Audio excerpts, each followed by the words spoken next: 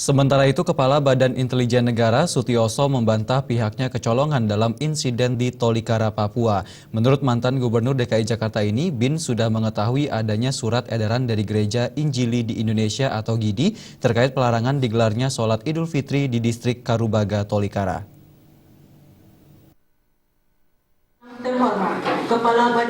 Terkait insiden kerusuhan yang terjadi saat pelaksanaan sholat Idul Fitri pada 17 Juli lalu di distrik Karubaga, Kabupaten Tolikara, Papua, Kepala Badan Intelijen Negara Sutioso tak mau disebut kecolongan dalam insiden tersebut. Mantan Gubernur DKI Jakarta ini mengungkapkan bahwa seluruh aparat sudah tahu sejak tanggal 11 Juli karena ada surat edaran yang menyatakan tidak diperbolehkannya melaksanakan sholat Id di Gereja Injil Indonesia atau GIDI. Dengan adanya surat edaran tersebut, BIN sudah melakukan segala upaya dan telah melakukan koordinasi dengan pihak kepolisian dan mendapat respon dari aparat di Papua. Menurut Sutioso, jumlah aparat yang tak sebanding dengan jumlah massa menjadi salah satu faktor insiden di Tolikara terjadi.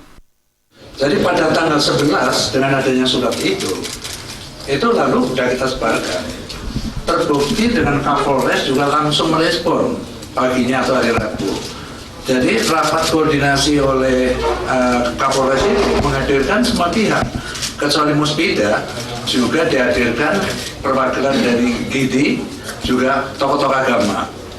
Nah, 2 poin penting di dalam rapat koordinasi Kapolres itu adalah yang pertama adalah disepakati untuk mencabut surat edaran yang dianggap tidak benar itu, tidak resmi ya, karena tidak pengetahuan Presiden GIDI gitu.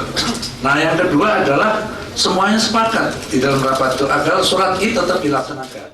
Sementara itu terkait adanya penembakan yang menimbulkan 1 korban jiwa di Tolikara, Sutioso menyerahkan sepenuhnya kepada polisi.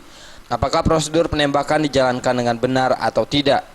Polisi dianggap telah berperan cepat termasuk memeriksa anggotanya yang memuntahkan timah panas ke beberapa orang yang diduga menjadi koordinator lapangan dalam insiden lalu.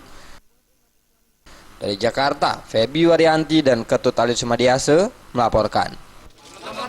Gelombang tinggi menerjang perairan selatan Pulau Jawa. Simak beritanya.